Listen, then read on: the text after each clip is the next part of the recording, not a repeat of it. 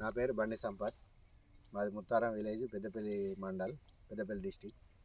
నాకు last year రాసి shift demo ఇచ్చారు. డెమో ఇస్తే పెట్టిన ఇదే చేనులో అటు రోడ్ సైడ్ పెట్టినాం. పెడితే అది బాగా వచ్చింది. బాగా వస్తే అది చూసిన రైతులందరూ మేము ఒక 10 మంది కలిసి పెట్టినాం. నేను 3 ఎకరాలు పెట్టిన.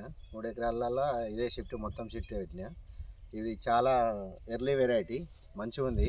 క్రాప్ బాగుంది. దగ్గర కాపు ఉంది. ఇది దోమను నల్లిని తట్టుకుంటుంది. నేను మొత్తానికి ఇప్పటికీ 4 సార్లనే స్ప్రే చేసిన. చాలా బాగా వచ్చింది. ఇది దిగుబడి బాగా వస్తుందని అనుకుంటున్నా. దాదాపు 15-16 వరకు దిగుబడి వస్తుందని అనుకుంటున్నా.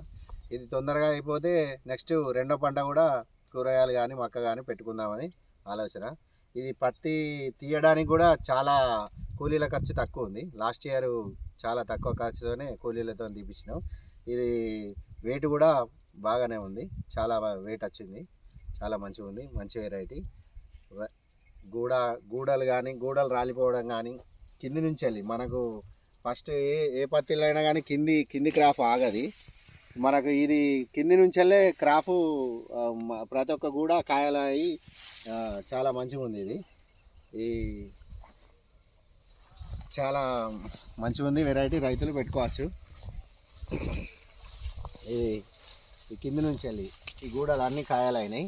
ఇవి వాస్తవంగానైతే ఈ కింది కాయలు కాయాయి. ఎప్పుడు ఏ పత్తిలో అయినా కానీ, ఎంత మంచి పత్తి అయినా కానీ కింది కాయలు ఈ గూడలు ఆగాయి. ఇది మంచి వెరైటీ.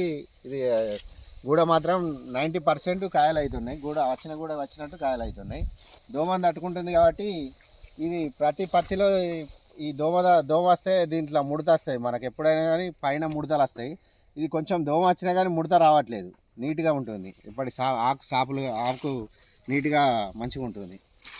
మనం దోమ మందు కొట్టగానే కంట్రోల్కి వస్తుంది తొందరగా. సరిపోద్ది.